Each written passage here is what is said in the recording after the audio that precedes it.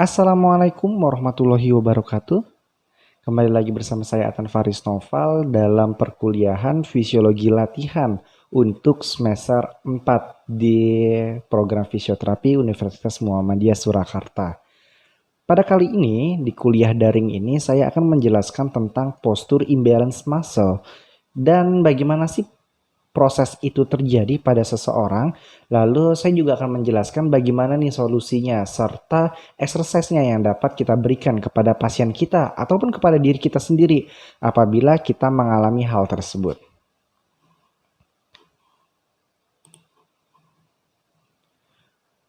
Baiklah, jadi postur dan imbalance muscle ini merupakan suatu teori yang lagi booming belakangan ini, terutama satu dekade belakangan ini, dari teori Vladimir Janda. Mungkin kalau misalnya teman-teman suka membaca e-book ataupun buku-buku fisioterapi, selain Caroline Kirschner, ternyata ada lagi nih buku pedoman fisioterapi di Indonesia yang sangat bagus sekali, terutama tentang postur, yaitu yang disebut juga dengan teori Janda. Pada dasarnya, kita itu dapat merasakan suatu gerakan ataupun kita juga dapat mempertahankan postur tubuh kita. Bagaimana caranya? Ternyata banyak sekali mekanisme di dalamnya. Pada tahapan ataupun gambar yang ada di slide kalian ini setidaknya ada 3 organ tubuh kita yang berhubungan langsung dengan postur. Misalnya saja dengan vestibular apparatus. Tidak asing lagi bahwa vestibular apparatus atau bagian organ yang berada di bagian dalam telinga ini memiliki peran yang sangat besar terhadap keseimbangan teman-teman. Selain itu juga vestibular apparatus juga akan disarafi langsung oleh saraf kranial yang berhubungan dengan keseimbangan. Masih ingat saraf kranialnya apa? Oke, vestibulocochlearis sangat berpengaruh sekali sehingga apabila seseorang mengalami permasalahan pada telinganya ataupun vestibular apparatus, seseorang tersebut akan mengalami gangguan keseimbangan ataupun gangguan postur padanya. Selain itu juga, nantinya vestibular apparatus akan mengirimkan informasi ke brainstem yang merupakan primer afferent. Lanjutan dari vestibular apparatus yaitu vestibular nuclei yang ada di brainstem ya.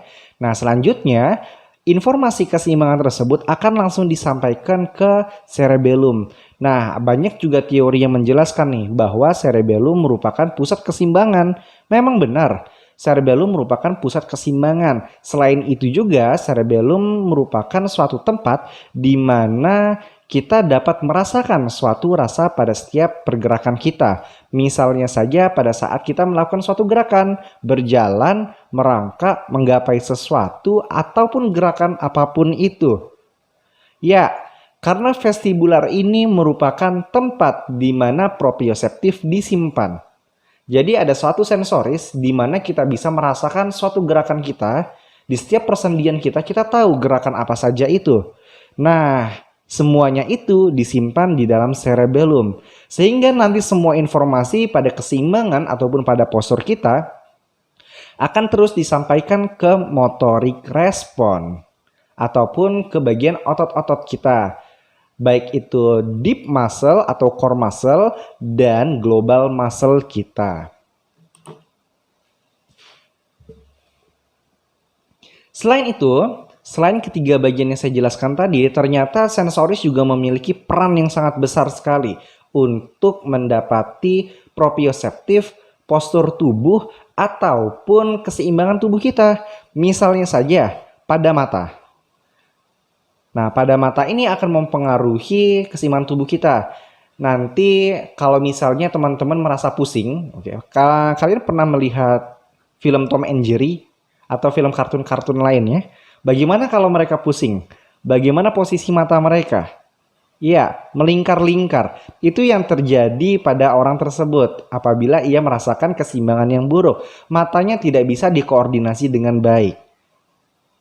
Lalu ada juga nih permasalahan pada seseorang yang berakibat gangguan pada vestibularnya. Namun masalah utamanya bukan vestibular, melainkan permasalahan utamanya adalah visualnya. Misalnya saja nystagmus ataupun seseorang anak yang tidak bisa mengendalikan gerakan matanya.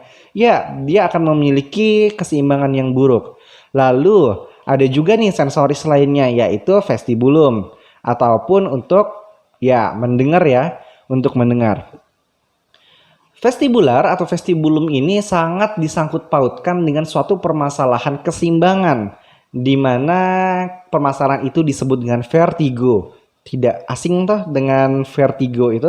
Ya, berhubungan langsung nih antara visual dengan vertigo, kasus vertigo. Teman-teman pernah melihat ataupun pernah mendengar nggak kalau misalnya seseorang yang vertigo itu dia posisi matanya dia tidak stabil ataupun bergerak-gerak terus. Ya, itu adalah kondisi di mana seseorang mengalami permasalahan keseimbangan ataupun permasalahan postur lainnya. Selain itu, proprioseptif jelas sangat berhubungan sekali. Apabila seseorang memiliki postur yang buruk, dia artinya memiliki proprioseptif yang tidak baik juga.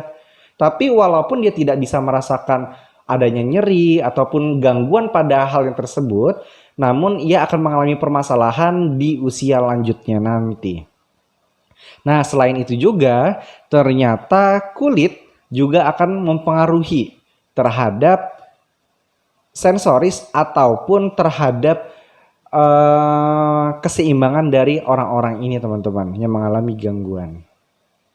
Misalnya saja, saya kasih contoh ya, kalau misalnya teman-teman pediatri pernah mendengar suatu refleks yang disebut dengan extensor withdrawal ataupun flexor withdrawal. Sebagai contoh, kalian pernah kan melihat orang-orang yang dipegang lehernya, bagian depan ataupun bagian belakang, atau bagian pinggang, ia langsung merasakan geli, dan ada respon langsung menghindar. Ya, itu adalah gangguan dari sistem sensoris yang ada di kulitnya atau taktilnya, sehingga itu akan mempengaruhi posturnya. Nah, seseorang yang mengalami permasalahan hiper pada sensasinya ini, hipersensorisnya ini, hipersensitif, ia biasanya mendapati postur yang tidak baik ataupun tidak proporsional. Permasalahan yang umum terjadi terutama di teori janda adalah upper dan lower cross syndrome. Nah, ini sebuah permasalahan yang sangat umum ataupun sangat gampang untuk ditemukan pada era sekarang nih, teman-teman. Misalnya saja mungkin saja terjadi pada kita, yaitu upper dan lower cross syndrome. Kalau misalnya dulu kita sebutnya dengan kyphosis dan hiplordosis.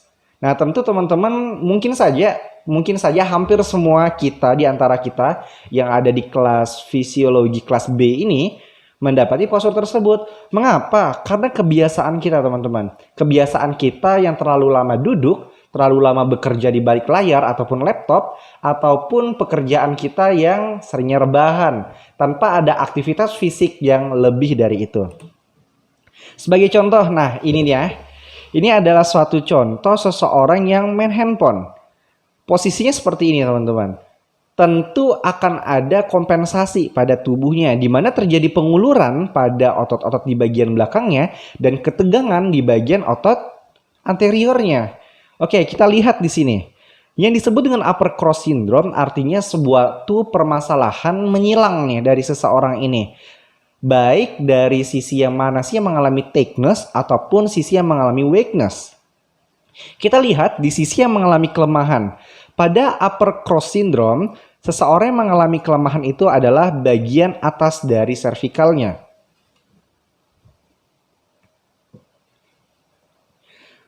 Nah, berbanding terbalik nih dengan bagian atas yang ada di uppernya. Di bagian belakang atau upper back muscle, ia mengalami thickness atau mengalami ketegangan, yaitu pada otot trapezius dan levator scapula.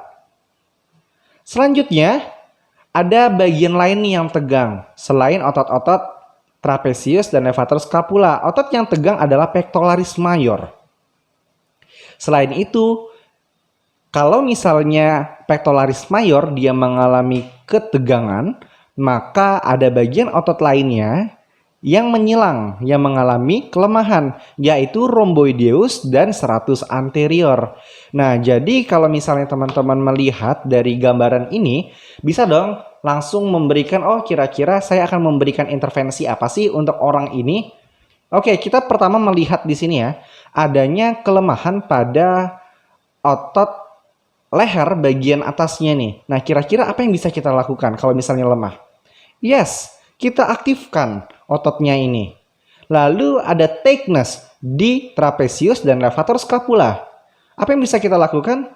Jadi jangan salah kalau misalnya kita malah memberikan suatu intervensi yaitu strengthening ya, atau menambah kekuatan ototnya, yang terjadi malah seseorang tersebut ya semakin spasme. Maka yang bisa kita lakukan apa? Nah, yang bisa kita lakukan adalah kalau tightness apa? Kita rilis. Banyak intervensi untuk merilisnya. Banyak sekali intervensinya. Misalnya saja dengan massage, misalnya saja dengan menggunakan ultrasound, ataupun intervensi-intervensi lain. Banyak sekali intervensi lainnya. Tapi jangan salah, saya katakan bahwa bukan hanya ini loh masalahnya. Kalau misalnya kita hanya menyelesaikan bagian thickness-nya saja, ya orang itu memang merasakan lega pada leher bagian belakangnya. Tapi permasalahan utamanya tidak selesai nih. Karena bukan hanya thickness pada posisi kifosis seperti ini. Dia juga mengalami kelemahan. Nah, tentu saja kita harus mengaktifkannya ataupun menguatkan bagian yang lemah ini. Nah, peran dari otot-otot shoulder juga sangat berpengaruh. Nah, bagaimana intervensinya? Teman-teman silakan buka materi biomekaniknya kembali. Nanti kalian akan tahu, misalnya, oh ternyata rhomboideus fungsinya buat apa sih atau gerakan apa sih? Nah, seperti itulah intervensinya dengan latihan pembebanan ataupun melawan gravitasi. Akan lebih baik kalau misalnya kita dengan menggunakan isometric contraction. Nah, teori lain menjelaskan bahwa seseorang yang mengalami forward head ataupun kepalanya ke depan akan mengalami pernapasan pada otot pernafasannya. Oke, mengalami permasalahan pada otot pernafasannya. Mengapa itu bisa terjadi? Kita lihat dari postur yang seperti ini, otot bantu nafas utama yaitu diafragma, dia porsi kontraksinya lebih kecil daripada postur yang normal. Selain itu juga pada forward head ini seseorang akan mendapati pemendekan pada otot-otot bantu nafasnya ataupun bahkan kelemahan. Misalnya saja tadi ada pectoralis major. Pectoralis major kita lihat ya. Nah, pectoralis major dia mengalami ketegangan. Sehingga karena pectoralis major ini merupakan salah satu otot bantu nafas, dia akan sulit untuk membantu sangkar torak berkembang. Sehingga seseorang yang mengalami kifosis ini cenderung sekali mengalami sesak nafas. Mungkin teman-teman pernah mengalami pada saat tidak pernah melakukan olahraga, tidak pernah melakukan exercise, di rumah hanya bermain laptop, nonton Korea, nonton drama, nonton anime, ataupun bermain handphone, stalking IG-nya mantan gitu ya. Apa yang terjadi kalau misalnya terjadi itu terus-menerus? Ya, sesak napas. Sesak napas adalah salah satu tanda bahwa otot bantu nafas kita sedang tidak aktif ataupun sedang mengalami ketegangan. Nah, untuk itulah harus kita aktivasi ataupun kita rilis. Oke, jadi pengaruh banget nih pada seseorang yang mengalami forward head, postur yang buruk ternyata juga berpengaruh terhadap sangkar toraknya. Nanti kalau misalnya teman-teman sudah masuk kelas di manipulasi, teman-teman akan diajarkan bagaimana sih caranya melakukan manipulasi untuk gangguan-gangguan pernafasan. Oke, di sini adalah gambaran dari derajat buruknya ya, derajat buruk dari seseorang yang mengalami forward head. Kita lihat di sini ada patokan 0 derajat, 15 derajat, 30, 45, dan 60 derajat. Bagaimana cara menghitungnya? Kok bisa dapatin 0 derajat, 15 derajat? Oke, postur yang normal itu adalah seseorang postur yang normal itu adalah di mana seseorang memiliki line tubuh dari shoulder ataupun acromion sejajar dengan telinga kalian. Nah, itu didapati 0 derajat. Kalau misalnya didapati ternyata lurus nih antara akromeon atau shoulder sejajar dengan telinga kalian, artinya memiliki postur yang bagus. Tapi kalau misalnya kita mendapati dia cenderung ke arah depan nih, semakin menunduk, maka lihat di atasnya ada pembebanan di leher. Semakin dia menunduk, semakin besar pembebanan yang ada di leher. Artinya di sini apa? Nah, artinya di sini semakin besar risiko seseorang mengalami gangguan pada cervicalnya. Banyak sekali gangguan cervical. Misalnya cervical rod syndrome, lalu ada juga torticollis, lalu ada juga ya banyak permasalahan-permasalahan lainnya. Yang terburuk adalah HNP pada cervical. Banyak sekali ditemukan hernia nukleus pulposus pada cervical. Hal tersebut dikarenakan tidak aktifnya core muscle ataupun otot penopang tubuh di bagian cervical yang tidak aktif. Sehingga pembebanan pun akan semakin besar di leher dan ya muncullah atau terjadinya himpitan keluarnya pulposus dari ini ya, dari bantalan sendi yang ada di cervical keluar sehingga menghipit saraf-saraf yang ada di leher. Oke, kalau misalnya tidak diperbaiki posturnya dalam kondisi seperti itu ya percuma. Mau diberikan infrared ataupun diatermi ataupun intervensi lainnya, kinesiologi tape atau apapun itu tidak akan kembali seperti semula. Selanjutnya, nah, ini adalah bagaimana sih cara kita mengukur yang bagus. Kalau tadi kan misalnya saya mengukur dari telinga ke bahu ya, ataupun akromeon. Kalau misalnya 0 itu adalah yang bagus. Tapi ada cara yang lain nih teman-teman. Pertama-tama kita mencari cervical 7 terlebih dahulu. Pada saat kita mendapat cervical 7, kita buat titik. Kita buat tanda. Lalu kita foto orang tersebut. Ataupun bisa juga langsung mengukurnya, tapi agak sulit ya. Kita bisa foto orang tersebut, lalu kita ukur sudutnya. Jadi C7 ini, setelah kita buat garis, istilah kita buat titik, kita buat garis lurus tanpa miring sedikit pun. Ya, tanpa miring sedikit pun, lalu kita buat titik yang ada di bagian depan telinga. Coba pegang telinganya, ada di bagian depan itu. Ya. Jadi bagian depan itu, depan lubang telinga ada sedikit tonjolan kecil ya. Tragus telinga. Nah, itu kita buat titik di sana lalu tarik garis. Nah, sehingga memunculkan garis alfa. Sudut alfa. Hasilnya adalah apabila lebih dari 48 derajat, maka itu adalah postur yang sehat. Tapi apabila dia mengalami ataupun kurang dari 48 derajat, maka ia mendapati postur yang kurang bagus nih dari orang-orang ini. Nah, intervensi ini ataupun cara pengukuran ini, bukan intervensi ya, cara pengukuran. Cara pengukuran ini teman-teman kalau misalnya ingin lihat lebih jelas, ada di jurnal ini. Saya baru saja mendapatkan ini.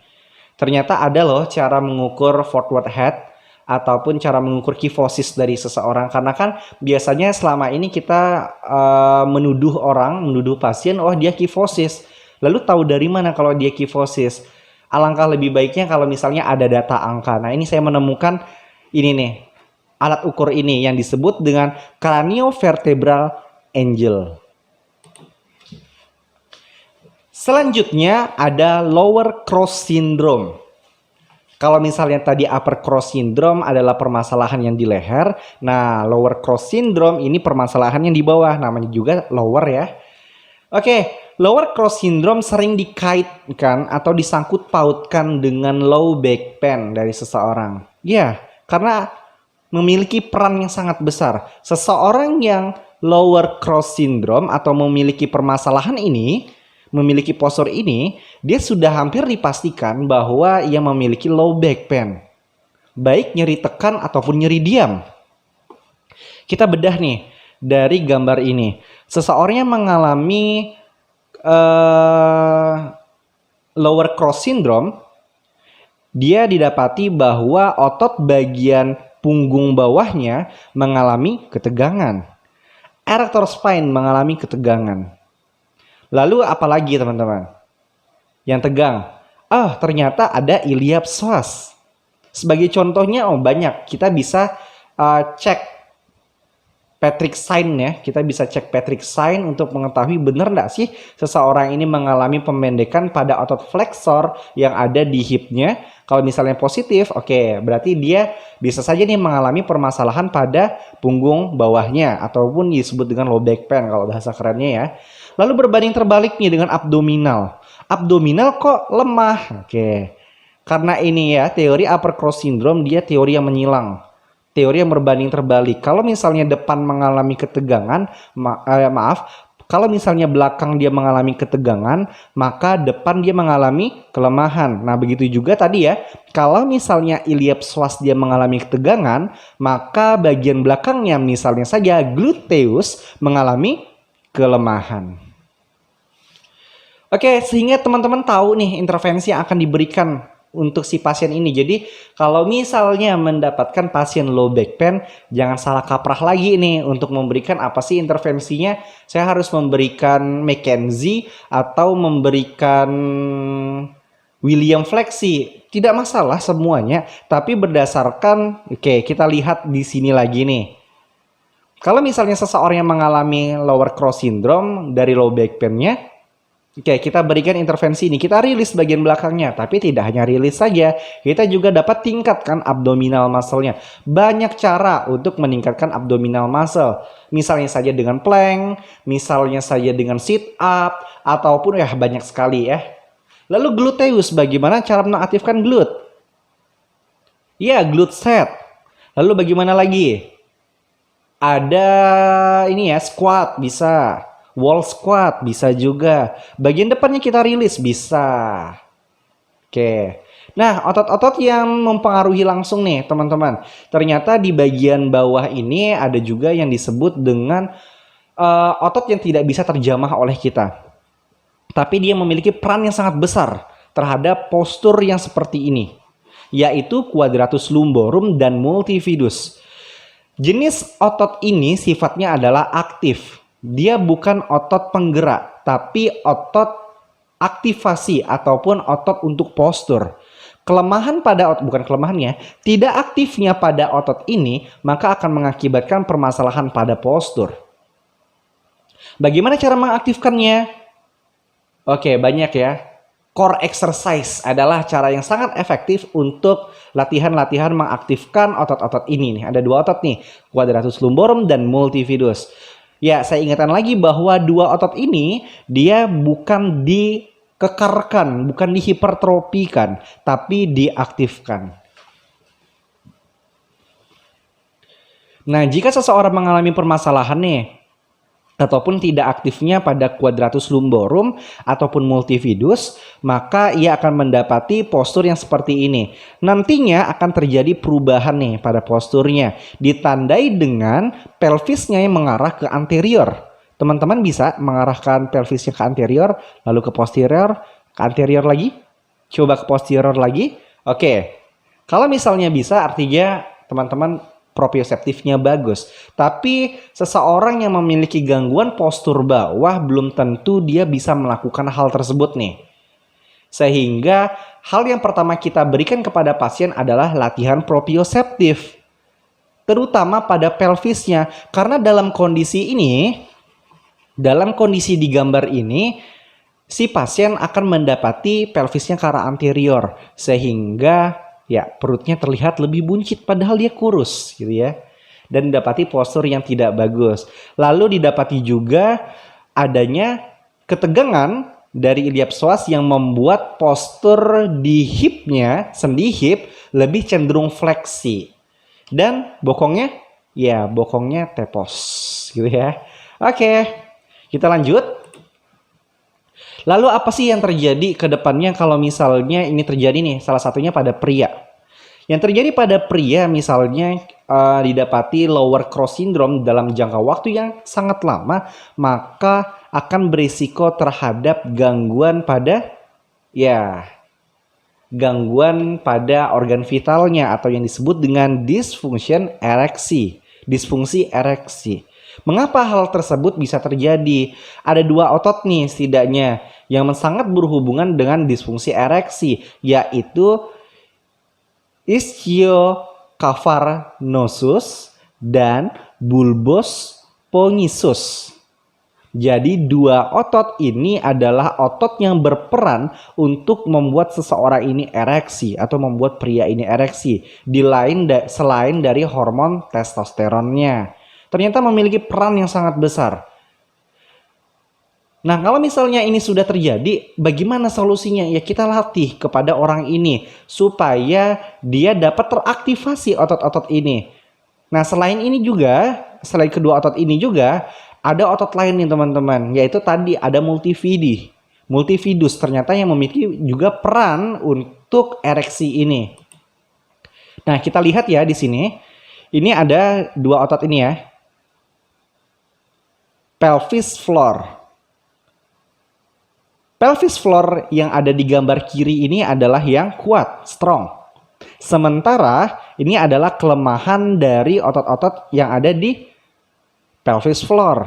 Apa yang terjadi? Maka dia pun akan sulit ereksi. Nah, selain itu juga ada permasalahan nih di bagian levator aininya ataupun bagian anusnya nih nanti permasalahannya.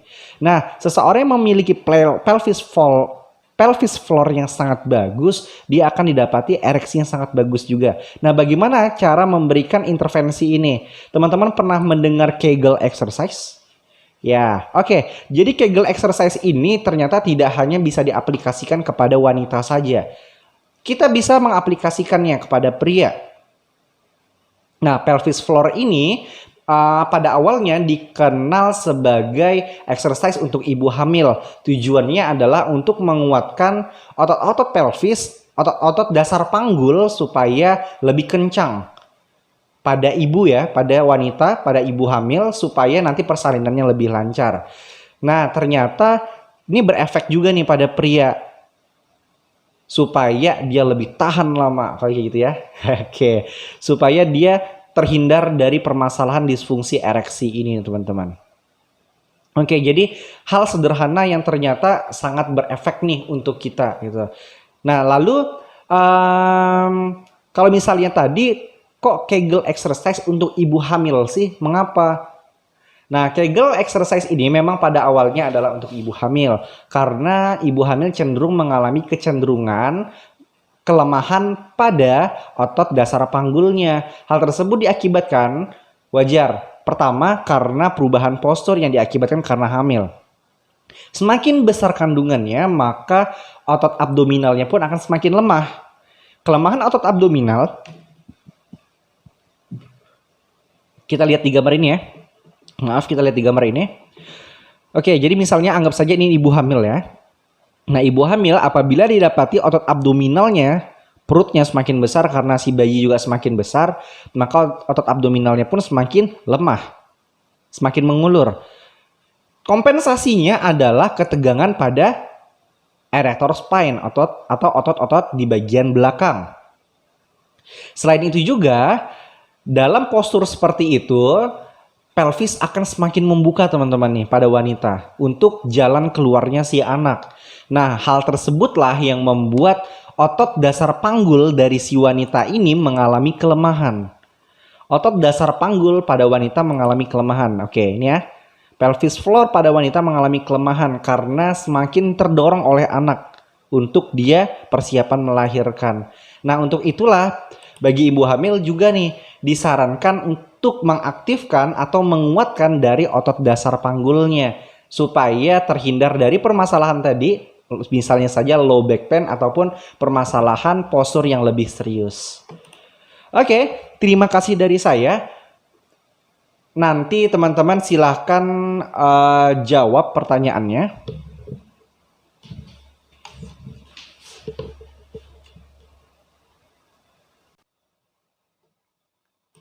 Oke, silakan dijawab pertanyaan-pertanyaan ini. Setidaknya ada 4 pertanyaan dari saya.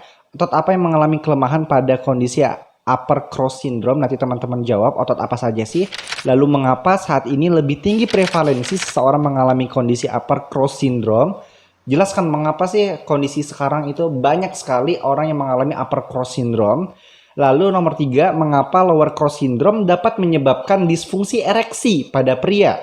Dan soal yang terakhir, jelaskan ibu hamil. Mengapa ibu hamil dianjurkan untuk melakukan Kegel exercise? Nah, teman-teman silakan cari jawabannya dari apa yang saya sampaikan tadi.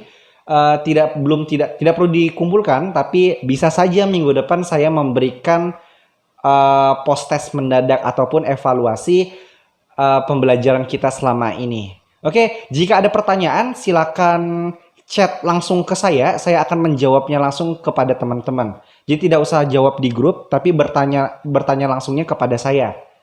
Silakan langsung chat sama saya ataupun kirim voice note ataupun bisa telepon saya.